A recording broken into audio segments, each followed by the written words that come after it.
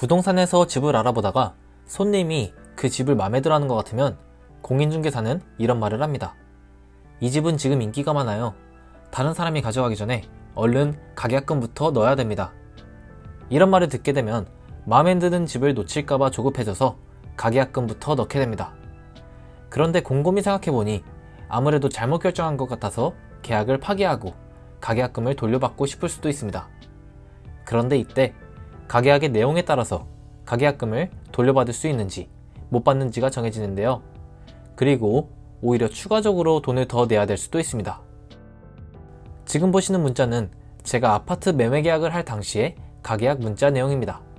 이때는 가계약금 500만원을 입금했었는데 제가 만약 가계약을 파기했었다면 500만원을 못 돌려받을 뿐만 아니라 추가적으로 2,500만원까지 물어줬어야 되는 상황이었습니다. 그 이유는 바로 이 문자 한 줄 때문인데요. 문자 한 줄에 위약금이 아예 달라진다는 것을 알게 되고 저는 얼마나 아찔했는지 모릅니다.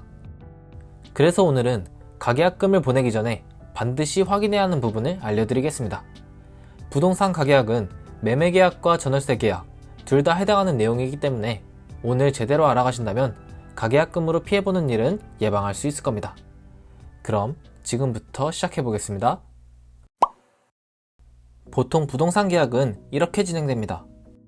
부동산 계약 중에 가장 먼저 하게 되는 계약이 바로 가계약입니다. 다른 사람이 그 물건을 계약하기 전에 내가 먼저 찜해 놓는 개념으로 계약금의 일부를 지급하는 것입니다. 그런데 간혹 가계약금은 쉽게 돌려받을 수 있다고 생각하는 분들이 있는데요. 그리고 공인중개사마저 계약 진행을 안 하면 돌려줄 테니 가계약금부터 넣으라고 유도하는 경우가 있다고 합니다. 하지만 가계약도 일종의 계약이기 때문에 가계약금을 돌려받는 것은 쉽지가 않습니다. 그렇다고 모든 상황에서 가계약금을 못 돌려받는 것은 아닌데요. 가계약의 내용에 따라서 가계약금을 못 돌려받는 경우도 있고 돌려받을 수 있는 경우도 있습니다. 그 이유는 민법에서 가계약이라는 개념이 존재하지 않아서 법률적으로 명확히 정해진 것이 없기 때문인데요. 그래서 가계약과 관련된 대법원 판례가 중요합니다. 그럼 지금부터는 대법원의 판례를 참고해 세 가지 상황의 가계약 문자를 통해서 가계약금 반환 여부를 확인해 보겠습니다. 첫 번째, 계약에 대한 중요사항이 없는 경우. 2006년 대법원 판례에 따르면 가계약금의 반환 여부 기준을 계약 성립의 유무로 판단했습니다. 계약의 성립 조건은 매매계약의 중요사항이 명시되었는지를 봐야 되는데요. 매매 물건이 정해졌는지, 매매 가격이 정해졌는지, 중도금 및 잔금 방식이 정해졌는지, 이 세 가지의 구체적인 중요 내용들이 없는 상태에서 단순히 계좌번호만 받아서 가계약금을 이체했다면 계약이 성립되지 않는 것으로 보고 가계약금 반환이 가능해집니다. 두 번째, 계약에 대한 중요사항이 있고 해약금 조항이 없는 경우.